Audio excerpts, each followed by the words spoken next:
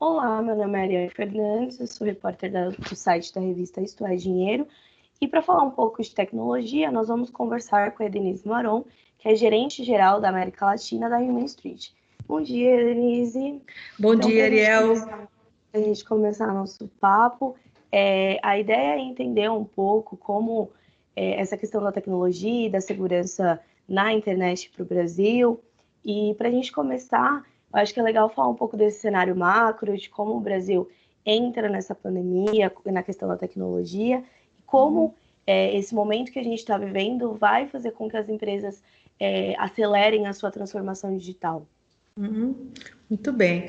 Bom, já existe um consenso há um bom tempo e a maioria das grandes empresas, médias empresas, já estão trabalhando para se executar a transformação digital, né? E dependendo da indústria, o que é essa transformação digital? É fortalecer canais online de relacionamento com o cliente, melhorar a logística de entrega, ou melhorar a automação das manufaturas, ou seja, cada indústria, cada setor tem ali a sua máxima que driva esse investimento e esse esforço rumo à transformação digital, né? Mas já existia, antes mesmo da pandemia, uma questão intrigante, ou seja, o Brasil, em termos de PIB, é um dos maiores países do mundo, né? Ao redor de nono posto, e isso tem uma correlação direta com o quanto cada país consome de tecnologia, gasta, investe. E nós somos também ao redor do nono país que mais consome tecnologia no mundo, né? Por outro lado, no Índice Global de Inovação, pesquisa feita em 129 países, a nossa posição é o 76º.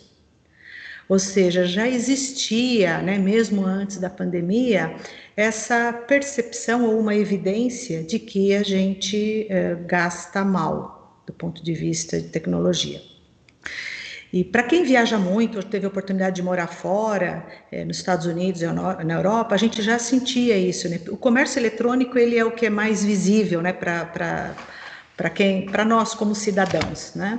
E então a gente entrou nessa crise dramática já em desvantagem, apesar dessa consciência de, né, as empresas estão investindo na transformação digital, nós entramos na pandemia bastante frágil. Poucas empresas estavam devidamente preparadas, né, desde o ponto de vista de infraestrutura de home office, né? Nós já realmente estamos atrasados nesse conceito e, consequentemente, na infraestrutura para os empregados, e também em como se relacionar, como vender, como entregar, não é?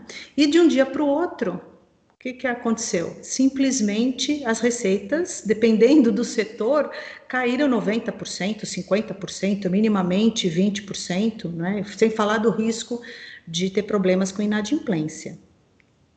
Então, nós entramos, do ponto de vista tecnológico, numa situação desafiadora, porque absolutamente todo o board das empresas estão num esforço descomunal de preservar caixa, né? Ou seja, gastar realmente com o que é estritamente necessário, né?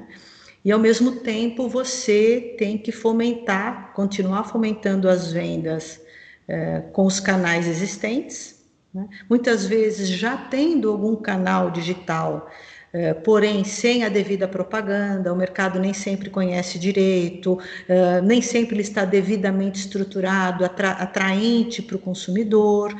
Então, no fim, para algumas empresas, o canal e-commerce é custo, né? Porque no fim, durante a pandemia, nós estamos vendo situações onde está se vendendo a qualquer custo, né? E isso daí por um tempo ok, mas naturalmente não vai poder ficar desse jeito. Então eu acho fundamental as empresas no mais alto nível se envolver na discussão com a área de tecnologia para em conjunto promover mudanças radicais, e isso para mim leva a crer que a crise vai funcionar como um agente catalisador, vai acelerar o processo de adoção de novas tecnologias, mais do que novas tecnologias, novas formas de fazer negócio, né? Então, a própria crise nos colocou nessa situação. Legal. E você acha que vocês já conseguem ver um processo, um movimento em direção a isso? Essas empresas que talvez não estivessem dando a devida atenção ainda a esse setor? Ou se já é possível já ver esse movimento? A gente já está mais ou menos com quase 2 meses, né, com o confinamento. Então, você acha que já dá para ver esse movimento? Eu acho que talvez não seja tão visível, porque por incrível que pareça, o primeiro mês ele foi, digamos, consumido em termos de atenção dos executivos de tecnologia para estruturar o mínimo para que a operação não pare, né? Então, vários executivos, tanto da área de TI como área de compras, atrás de equipamento, de infraestrutura, de serviço, de comunicação, para que se pudesse trabalhar de casa. A partir de então, sim, a gente percebe que agora está existindo um esforço descomunal de revisitar o que está se fazendo na área de tecnologia, revisitando contratos. É importante lembrar, Ariel, que esse mercado de tecnologia ele é dominado por uma lista pequena, curta de grandes empresas globais, não é? E é natural nessa situação, muito comum no mundo de tecnologia, os contratos eles são muitas vezes unilaterais, né? Então, justamente porque existe domínio, né, que está na mão de poucos fornecedores. Então, a gente já observa um movimento de se revisitar contrato, de realmente se derrubar drasticamente de um dia para o outro, porque assim como as vendas caíram drasticamente de um dia para o outro, o custo também tem que se perseguir esse mesmo movimento, né? E não é fácil, você não consegue diminuir o custo na mesma proporção, né? Mas sim, existe um esforço descomunal, onde principalmente os executivos da área financeira também, junto com a TI, estão revisitando todo o modus operandi com relação ao que se gasta com os sistemas atuais. Eles são importantes? São. Eles podem parar? Não. São suficientes? Não. Ou seja, aquele projeto de transformação digital que estava se esperando executar em 2, 3 anos, né, agora vai ter que se fazer em meses, por uma questão de sobrevivência, né? E tenho certeza que a maioria dos grandes grupos econômicos brasileiros vão sair do outro lado, vão realmente fazer o que tem que ser feito. Legal, e quais empresas você acha que vão sofrer mais com esse processo, se não olharem de fato para essa questão digital? Uhum. Bom, naturalmente o varejo, né, justamente por ser B2C, né, atender o consumidor final, ele está sofrendo, antes de tudo, porque as lojas não podem ser abertas, então muito óbvio de entender, né, mas não é só isso, né? E dependendo do setor, o varejo depende de insumos, né, que são fabricados na China, por exemplo, né? Ou que depende vamos imaginar o alto luxo, que depende de produtos que são fabricados na Espanha ou na Itália, ou na França. Então, essa crise está trazendo à tona, não só a dificuldade de você não poder abrir a loja para poder vender, mas até mesmo a aquisição dos produtos que você vende, né?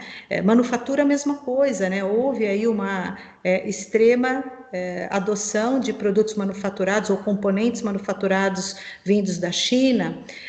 Então, essa crise naturalmente vai levar diversos setores, como varejo, como manufatura, a repensar a sua política de importação, por exemplo. Né? Porque não é simplesmente o fato do vender, mas tudo que está por trás. Esse é o primeiro ponto. E o segundo ponto, naturalmente, vai haver um avanço importante na aquisição através da internet, porque as pessoas experimentaram isso durante a pandemia e certamente vai se perpetuar, não é, esse novo comportamento, mas sempre tendo em mente que o problema mundial, não é só do Brasil, é o custo da entrega, né? O cliente, ele é exigente, ele quer muito rápido, e isso tem um custo.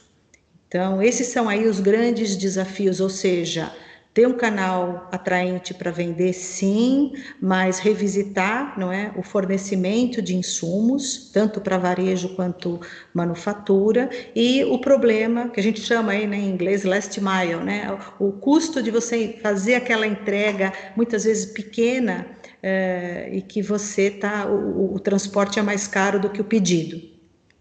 Esse é o desafio importante. E o que você considera que é o principal para realizar essa transição? Então, quais os principais pontos que as empresas têm que pensar para poder chegar do outro lado, como você comentou? Mudança, né? Mudança de mentalidade. E a mudança de mentalidade, ela acontece, tudo isso é facilitado quando tem uma crise. Quando você está na zona de conforto, você acaba não se esforçando tanto para pensar de forma diferente e rápido. Acho que aí são duas questões, né? Querer fazer o que há de melhor e suportar o negócio, transformar o negócio, mas aqui tem que ser muito rápido. Acho que a gente experimentou esse trauma que é de um dia para o outro, simplesmente o dinheiro deixar de entrar no caixa. Então, isso é traumático e isso ajuda os executivos que lideram aí as principais empresas do Brasil a mudar realmente a mentalidade e mudar o status quo. Né? Então, eu volto no ponto de que a gente consome muita tecnologia, mas a gente emprega muito mal. Né? A gente vem falando há anos de compra através da internet, né, para não falar décadas, e você, como usuária, você vê como ainda são frágeis os portais, você como cidadão. Então, não há espaço mais para essa situação, contando com as lojas físicas, e isso vai levar a se revisitar com o apoio do negócio, isso é muito importante, não é? A pessoa que leva a inovação para dentro da empresa, que está a cargo da área de tecnologia, é muito importante ele ter um parceiro dentro da empresa para que decisões difíceis ou diferentes, digamos assim, sejam tomadas e se opere a empresa num nível de custo drasticamente mais baixo e para que rapidamente se acelere a adoção de novas formas de fazer negócio, consequentemente, com investimento em tecnologia. Isso que você comentou um pouco da questão desse aumento para o e-commerce, o que você acha que são as principais medidas de segurança, tanto para os consumidores quanto para as empresas, para lidar com esse aumento de fluxo, né? Porque realmente foi algo muito repentino, então, como tem algumas empresas que não estão tão preparadas, o que é mais importante na segurança nesse momento? Isso é uma pergunta interessantíssima. A gente já havia comparado essa preocupação com relação à segurança das empresas americanas. No nosso caso, a gente tem operação, a empresa é americana, então a gente convive muito com essa realidade, à luz da nossa realidade no Brasil. E realmente a preocupação, claro, todas as grandes empresas têm sua área de segurança, é claro, né? Principalmente quando existem sistemas muito expostos, né? Venda via internet, por exemplo, é uma delas. Naturalmente as empresas têm, mas não se demonstrava uma preocupação tão importante. Né? Não falta tecnologia no mercado, não falta conhecimento no mercado. As empresas de consultoria, não é? As Big Four, todas elas têm áreas para suportar o cliente, para fazer estabelecer uma governança para garantir ou minimizar risco com relação à segurança, mas na prática a gente via um interesse modesto. Então, mesmo porque, né, dependendo do setor, o volume também, a exposição não era tão relevante. Então, agora, com o aumento substancial na exposição, né, e risco de um ataque de sistemas os mais clássicos, naturalmente vai haver uma busca, não só por tecnologias, volto a dizer isso, daí os Estados Unidos está anos-luz na nossa frente com relação a esse tema, mas também empresas de consultoria para poder ajudar essas empresas a estabelecer esse novo padrão de governança com relação à tecnologia. Eu não acho que é um issue, eu acho que é um dever de casa que estava sendo feito a uma certa velocidade, mas agora isso vai ter que ser encarado de maneira com senso de urgência maior. Entendi. E pro lado do consumidor, porque assim, com esse aumento, óbvio que com esse aumento de fluxo nos e-commerces também vai aumentar essa questão de golpes e fraudes. Então, pro lado do consumidor, como lidar com isso, né? Pois é, e aí são as regras clássicas, não é? De realmente tomar muito cuidado de estar se relacionando com uma entidade conhecida, não é?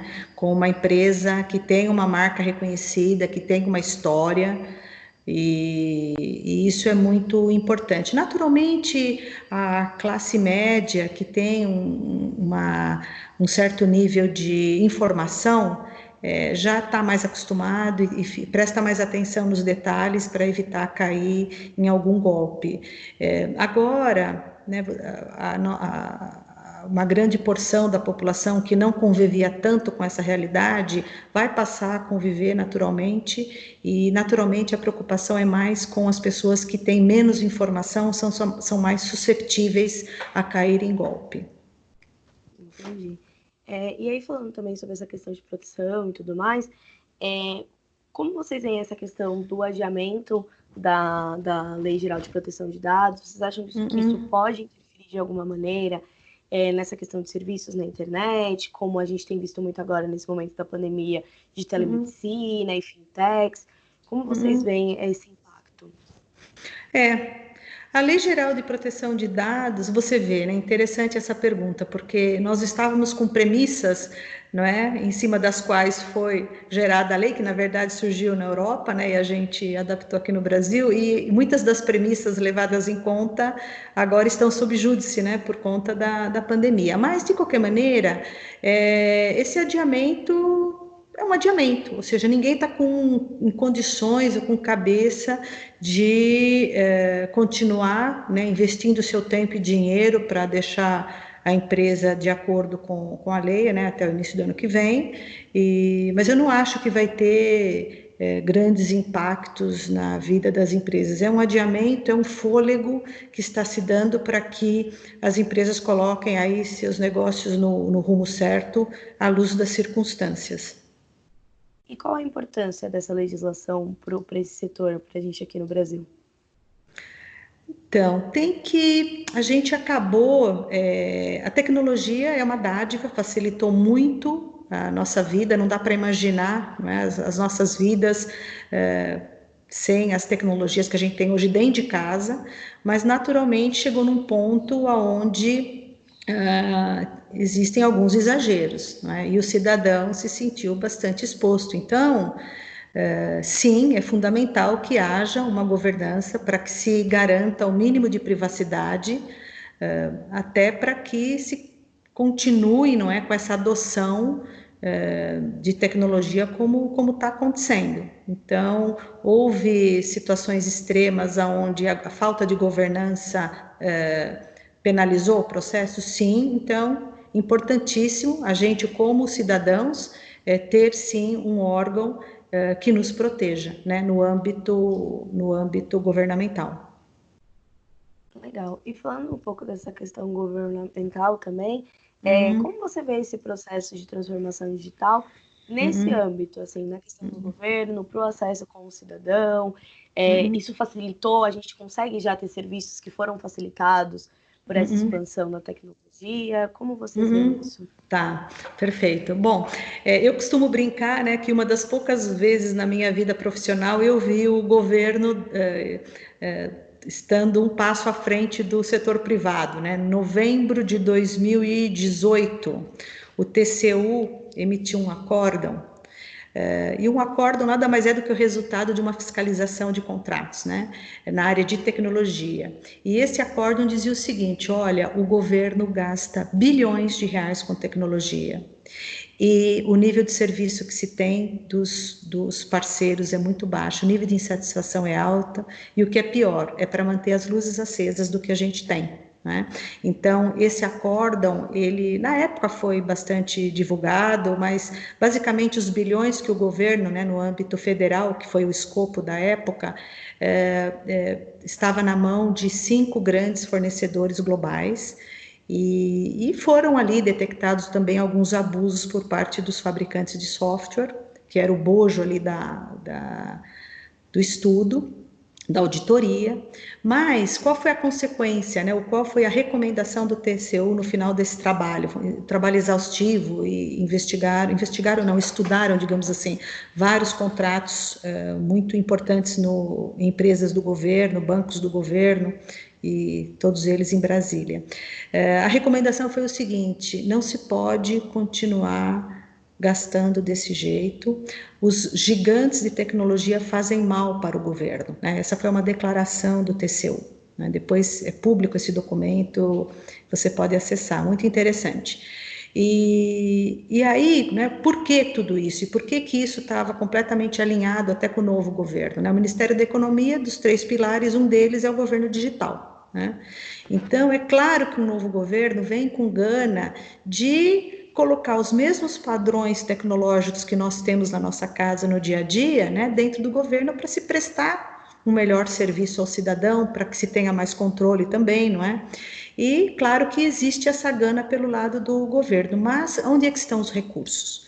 Então, isso vai ao encontro do que o TCU já havia colocado, ou seja, o governo gasta muito e mal, não é?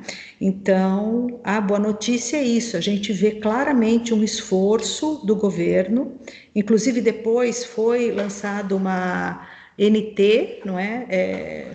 Consolidando essa máxima de que os órgãos públicos, inclusive vários deles tiveram treinamento e tudo mais, através de órgãos do Ministério da Economia, para que eles saibam comprar melhor, né?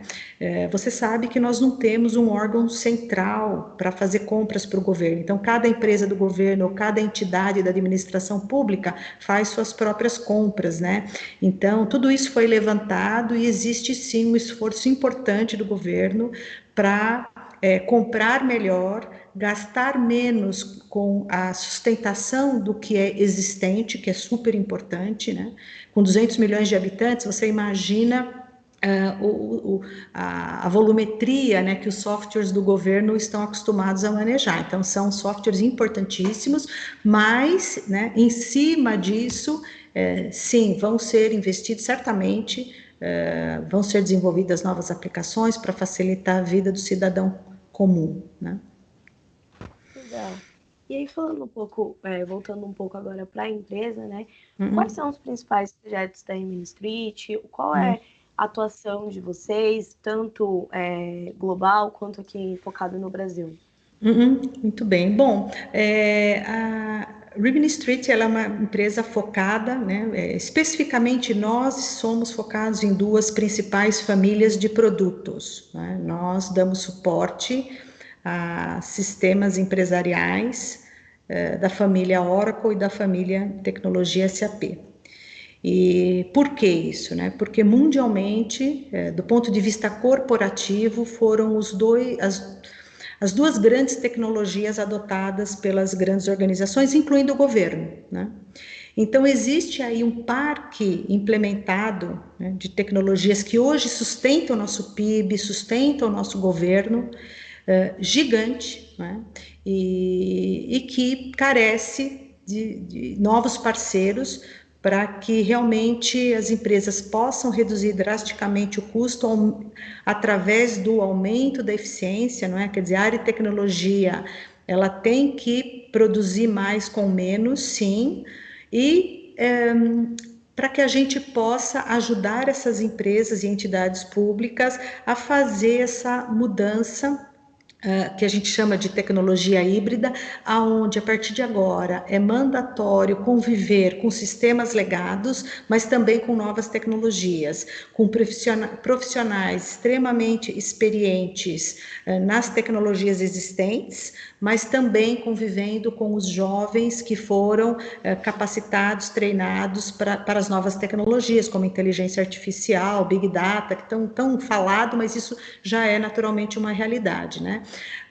Os líderes, os executivos da área de tecnologia, eles estão muito focados em startups, em fomentar, não é, novas formas de fazer negócio e transformar o negócio, e para que ele tenha tempo e recurso para focar e ser realmente o parceiro da empresa, ele precisa de parceiros para cuidar do seu dia a dia, né? Ele não pode estar ali apagando incêndio no dia a dia enquanto o negócio está precisando da ajuda dele, da liderança dele para a transformação, né? E é aí que a Rimini entra. Nós somos uma alternativa ao suporte desses grandes fabricantes. No passado, é interessante isso, até 15 anos atrás, mundialmente falando, existe uma máxima de que quando uma empresa compra um software corporativo, a manutenção tem que ser feita pelo mesmo fabricante, né? E lá nos Estados Unidos foi quando surgiu esse novo mercado, que é um grupo de empresas que presta essa manutenção ao software como alternativa ao fabricante a um custo substancialmente mais baixo. E a empresa que eu faço parte, né, a Rimini Street, ela foi que lançou, não é, esse novo modelo de negócio, essa alternativa. A empresa do nosso setor, é a única que está listada na Nasdaq. Estamos no Brasil já há vários anos, mas mundialmente temos mais de 2.000, quase 3.000 clientes. E o nosso foco realmente são empresas complexas, onde durante as últimas décadas houveram implementação dessas tecnologias complexas, muitas customizações. Então, essa complexidade, essa missão crítica é a nossa especialidade, né? E para assumir essa responsabilidade toda, não é? Naturalmente, a gente tem um modelo de negócio totalmente disruptivo, né? Ou seja, nós somos no modelo que é poucos e muito bons, né? Poucos profissionais e muito bons, ou seja, nós somos praticamente uma boutique. A média de idade nossa é bastante elevada, porque nós só trabalhamos com profissionais sênior, e então não existe aquela pirâmide de júnior, pleno e sênior. Então, o que significa é que nós somos bastante efetivos na sustentação, manutenção de sistemas legados das empresas, né? E a nossa convivência, naturalmente, com as outras tecnologias, porque os nossos clientes, muitos deles fazendo parte aí da lista das maiores empresas do Brasil, nós estamos batendo 100 clientes no Brasil, naturalmente estão adotando cloud, estão adotando tecnologias inovadoras, e a gente faz essa liga entre, eu não vou dizer entre o novo e o velho, né? Entre o maduro e o novo. Justamente porque, perdão te interromper, Ariel, mas porque qual que é a consequência, né? Como nós somos uma empresa disruptiva, não havia essa concorrência no passado, então eu acho que nós somos um exemplo importante, né, da necessidade de mudança de mentalidade para o cliente abrir mão de um modus operandi de décadas, não é? E adotar uma outra empresa para fazer o que ele vinha fazendo de uma outra forma há muito tempo. Então, isso carece, antes de tudo, da necessidade de mudança e da mudança de mentalidade, né? E é aí que a gente entende, e só para complementar, a demanda principalmente nos últimos 40, 45 dias, teve praticamente uma explosão de demanda, no nosso caso, porque aqueles que estavam pensando se deveriam ou não reduzir custo, com a crise, não existe outra opção, né? Não existe outra opção. Você, além de preservar seu caixa, você tem que arrumar mecanismos para acelerar a adoção, né, e fazer a transformação digital. Eu não gosto muito de usar a transformação digital, mas é a transformação do negócio, que consequentemente vai requerer tecnologias novas, né? E a gente, nós estávamos com um papel nos nossos clientes com um certo protagonismo, do ponto de vista de ser um viabilizador, né, financeiro também, de novas tecnologias, mas agora, com a crise, a gente acabou virando peça fundamental para preservar o caixa de maneira significativa, porque os custos com suporte a software corporativo são custos milionários, e com isso a empresa ter algum fôlego para acelerar os projetos e melhorar os canais de vendas, melhorar a logística, não é? E a própria manufatura. Essa era, inclusive, a minha próxima pergunta, pensando nesse cenário que a gente está vivendo, se vocês tinham já sofrido um aumento na demanda, na procura, né, na verdade, pelos produtos que vocês oferecem, pelos serviços que vocês oferecem.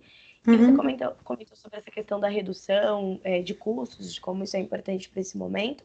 Tem uma média de quanto ter esse suporte que vocês oferecem reduz de custo para o empresário? Muito bem, então bom, respondendo a segunda pergunta antes, sim, né, o mínimo de redução de custo é 50%, se comparado com o que se gasta hoje com suporte ao fabricante. Esse é o mínimo. Então, quando os nossos clientes fazem um plano de negócio, ele naturalmente leva em consideração esse benefício mínimo de 50%, dependendo da indústria, chega a ser 90%. Agora, o que é importante, né? Não é justificável buscar uma solução barata se você vai colocar em risco seu negócio. Então, naturalmente, os líderes, né, os grandes líderes nossos aqui não vão fazer isso, não fazem isso. Então, é uma congruência de dois fatores, né? Sim, é substancialmente mais barato, mas os serviços são de altíssima qualidade, né? Então, e por que isso? Porque o status quo passa por uma prestação de serviço feita pelos fabricantes, e isso é uma informação pública, onde a margem ultrapassa 90%. Né? Então, hoje o mercado está questionando isso e não é razoável ter um provedor que me presta um serviço onde a margem é 90%. Então, esse é o jogo, não é? Qual que é a mágica? Por que é barato e muito melhor? É barato e muito melhor porque o que você tem hoje é inaceitável, né? É uma prestação de serviço, muitas vezes feita por pessoa não devidamente capacitada, a um custo exorbitante, porque simplesmente a margem é muito alta, né? Esse é a provocação. E tem que ter em mente, né, que o custo de TI, dependendo do setor, ele é uma porção importantíssima do que a gente chama de SG&A, né, das despesas administrativas, né? Então, pode ser 10%, pode ser 15%, né? Então, a TI, ela custa.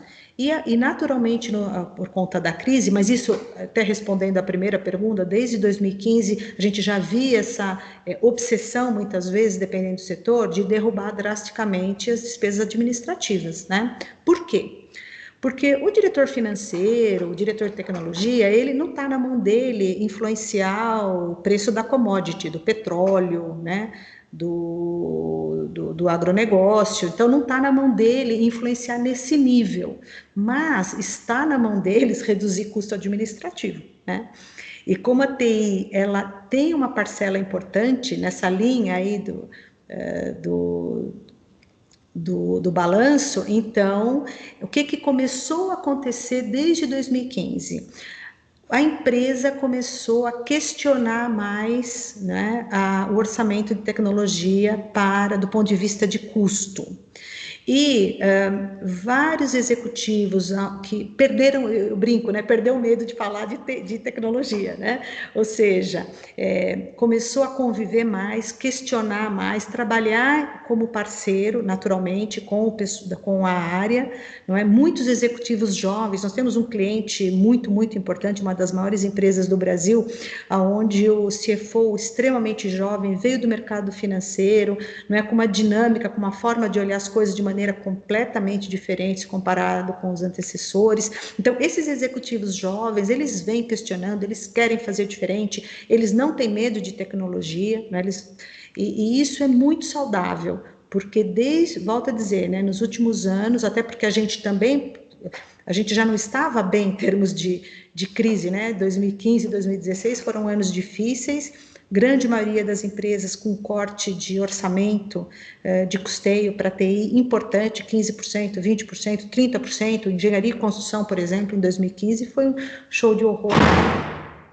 Então, tudo isso para dizer que sim, vem havendo já uma busca importante de redução de custo. Importante dizer, não só com o envolvimento do líder da área de tecnologia, mas o próprio financeiro e muitas vezes o próprio presidente, o que é saudável, né? Legal. E pensando para a gente finalizar, acho que é legal a gente pensar, você comentar um pouquinho dos principais projetos que vocês têm aqui e de como isso é aplicável para pequenas empresas, né? Pequenas e médias empresas, porque acho que a gente está falando, de maneira geral, é um olhar mais para as grandes empresas, mas como levar essa questão da tecnologia e desse suporte com redução de custos para as pequenas? Conceitualmente é a mesma coisa, não é? Naturalmente, as pequenas, a situação da crise deixa a situação extremamente complicada.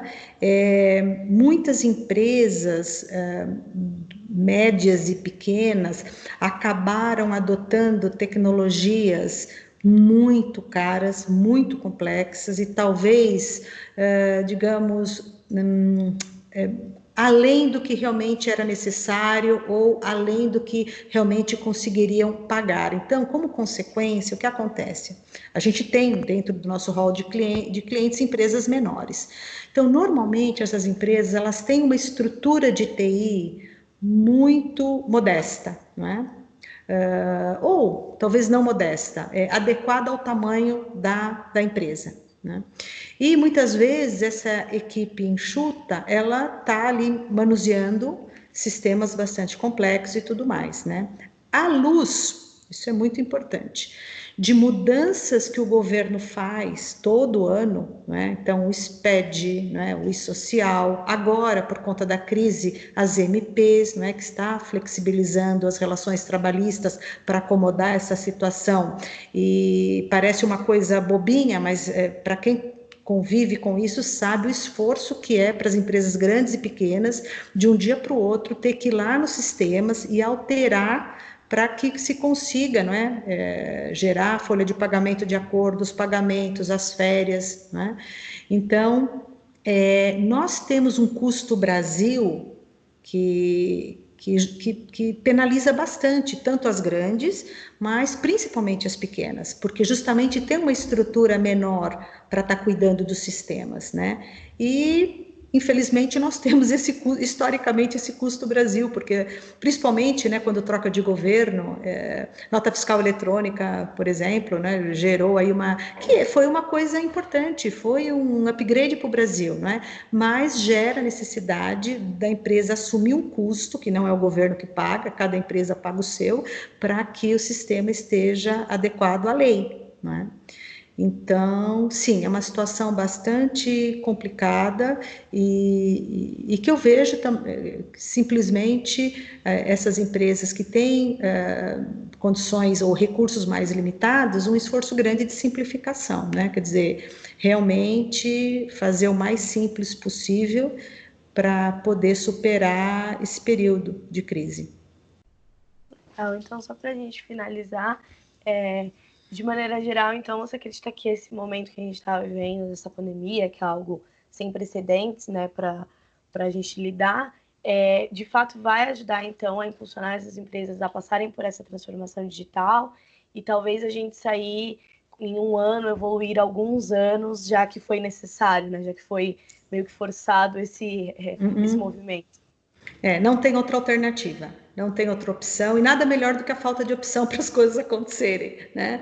Então, sim, eu sou muito otimista que nós vamos sair como país, pelo menos o lado empresarial fortalecido. Acho que algumas talvez tenham mais dificuldades e que estão aí com o seu negócio em risco, eu diria, em termos de sobrevivência. Você sabe que hoje você não pode bobear, porque tem concorrente de um dia para o outro, né? Até os grandes bancos, né, de um dia para o outro passaram a ter concorrentes, né? Então, você não pode realmente, como é que eu falo, titubear com relação ao senso de urgência, né? Então, essa gana de fazer as coisas tomar decisão e fazer as coisas rapidamente vai ser chave para que não coloque o negócio em risco. Eu acho que é isso de maneira geral. Denise, muito obrigada pelo seu tempo, obrigado por conversar com a gente. Foi um prazer, estou à disposição, Ariel. Obrigada, viu? Um abraço.